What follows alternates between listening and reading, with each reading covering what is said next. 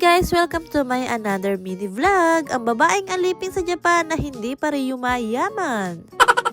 Alas 8 na nga ako nakabangon at pagkabangon ko nga, inasikaso ko na nga rin yung mga dadalhin ni anak para sa school. Habang ginagaya ko nga yung mga gamit niya, ginigising ko na nga rin siya. At pagkabangon nga niya, kita mo naman, nagpabuhat pa, akala mo naman na pagkagaan-gaan. Iligaw ko na nga siya ng tinapay sa kanang gatas para makapag-almusal na siya. Naginit na nga lang din ako ng 2 pandesal at bago nga ako kumain na almusal, ay pinaliguan ko na nga muna si anak. Nilagyan ko nga lang din ng moisturizer yung mukha ni anak dahil grabe nga ang pagdadry ng mukha niya. Pagkatapos ko nga kumain na almusal, hinatid ko nga lang din si anak sa school. Pero hindi na nga ako pinaalis ang teacher ni anak dahil sinabi ko nga na allergy si anak kagabi. Umuwi nga lang din kami saglit sa bahay para makapagpalit ng damit at pagkatapos tumawag nga lang din ako sa ospital para makapag-schedule. Pagkatapos nga namin sa ospital, dumiretso na nga lang din kami kumain dito ni anak dito sa Ramenyasang. Binilang ko na nga rin muna si anak kanina ng dango bago kami magpunta rito para kahit paano naman ay meron siyang kakainin. Hindi na nga rin ako kaya nakapag-video dahil medyo marami na nga tao sa restaurant. Pagkatapos nga namin kumain, dumiretso na nga rin kami dito sa Medenkiyasang dahil maghahanap nga rin ako ng babaunan ni anak. Pagkatapos nga namin doon, nadiretso pa nga kami dito sa Starbucks dahil ito nga si anak medyo nagugutom na kaya dinahan ko muna siya dito. Pagkatapos nga kumain ni anak, naglakad-lakad na nga muna kami dito sa Medotombori. Medyo nahirapan nga kami dumaan dahil meron nga mga tao nakapaikot dito yung pala may pinapanood silang babaeng sumasayaw sa kalalaki. Malapit na naman yung taginit dismiyo, naglalabasan na naman sila isa-isa.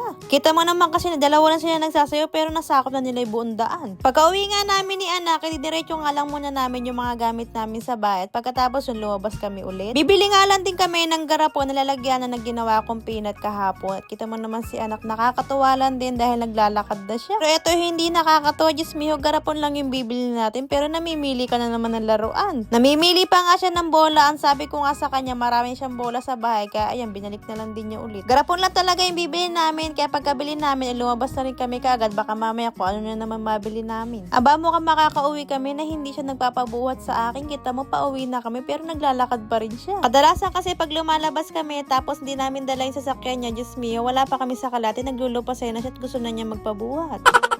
Pagka-uwi nga namin, Diyos mio, kita mo yung bahay namin parang nabagyo pero naglinis naman ako kagabi. Pinagkatanggal ko na nga muna sa hanger itong mga sinampay ko kahapon at pagkatapos ko, sinunod ko naman muna linisin tong kusina namin. Pinagliligpit ko na nga rin yung mga bowl na ginamit ko at pagkatapos binuksan ko na nga rin itong babaon na binili namin kanina. Pinagkatanggal ko na nga rin yung mga tape para mahugasan na at pagkatapos ko nga magugas ng plato, sinalin ko na nga rin itong peanut na ginawa ko kahapon sa garapon na binili namin kanina ni anak. Nasandok ko pa nga at sabi nga sa akin na itaob ko na lang daw para mas mapadali yung pagsasaling ko. Pagkatapos ko nga isalin, dito ko na nga muna nilagay sa divider dahil baka nga pag nakita ni anak ay kainin niya, Diyos mio, baka mamay mamagana naman siya. Ang sabi nga sa akin ng doktor kanina, ingatong ko nga raw si anak makakain ng peanut dahil medyo malakas nga raw tong peanut na to para sa kanya. Pinagtitiklop ko na nga rin yung mga nilaban ko kahapon dahil maglalaban na naman ako, Diyos mio, araw-araw ako naglalaba.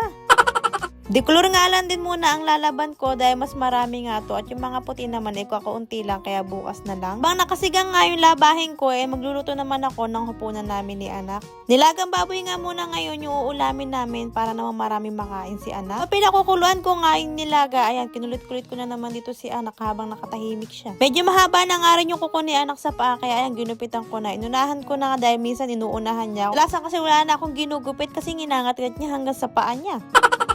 Nakaluto na nga ako ng ulam ni anak at magagawa naman ako ngayon ng kakainin ko. Medyo masisira na nga rin itong mga gulay kaya gagawin ko na lang salad. Naghiwa nga lang din ako dyan ng kamatis, saka ng lettuce, saka itong mansanas. Pinaghiwa ko na nga rin si anak ng 2 strawberry at pagkatapos ko nga, inaya ko na nga rin si anak kumain ng hapunan. Medyo ayaw pa nga niyang kumain dahil ang dami niya nakain kanina.